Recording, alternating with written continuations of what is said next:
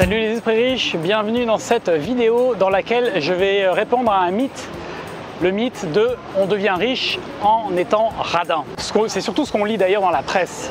Je ne sais pas pourquoi la presse se plaît à proférer et à perpétuer même des croyances, des clichés comme quoi les riches, s'ils deviennent riches, c'est en étant radins.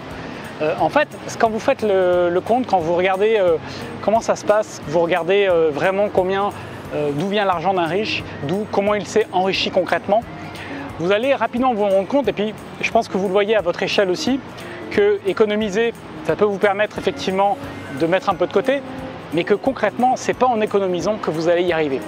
Vous le savez, vous vous rendez compte que ce n'est pas en économisant que vous allez réunir l'argent dont vous avez besoin. Donc économiser, c'est une partie de la réponse, parce que ça fait partie de bonnes habitudes financières, mais ce n'est pas comme ça que vous pouvez y arriver. La manière d'y arriver, c'est tout simplement de gagner plus, d'investir, et donc de générer soit du capital, soit des revenus. Et il y a une chose supplémentaire, c'est que quand vous côtoyez des gens qui ont de l'argent, des gens qui ont monté des business, des gens qui ont investi, en fait, vous allez vous rendre compte très rapidement qu'ils sont tout sauf radins. C'est-à-dire qu'il y a des choses sur lesquelles ils veulent dépenser très peu, et c'est tout à fait normal, et c'est ça qui fait qu'ils sélectionnent aussi les bonnes opportunités et des mauvaises. Mais quand il s'agit d'avoir des talents, quand il s'agit d'avoir des conseils, ils peuvent dépenser énormément d'argent. Donc ils sont pas radins, ils savent juste ce qui a de la valeur.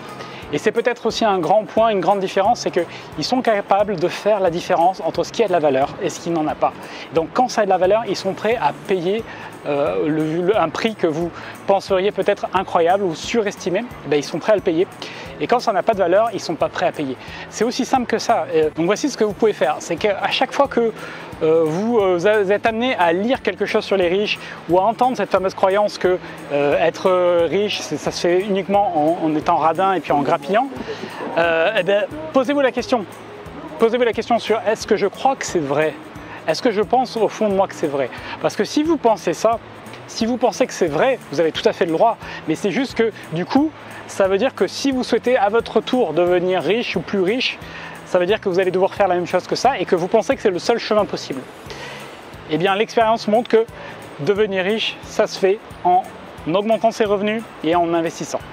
Donc voilà, j'espère que cette vidéo vous a plu, que ça vous a fait réfléchir, que ça vous a fait peut-être avancer.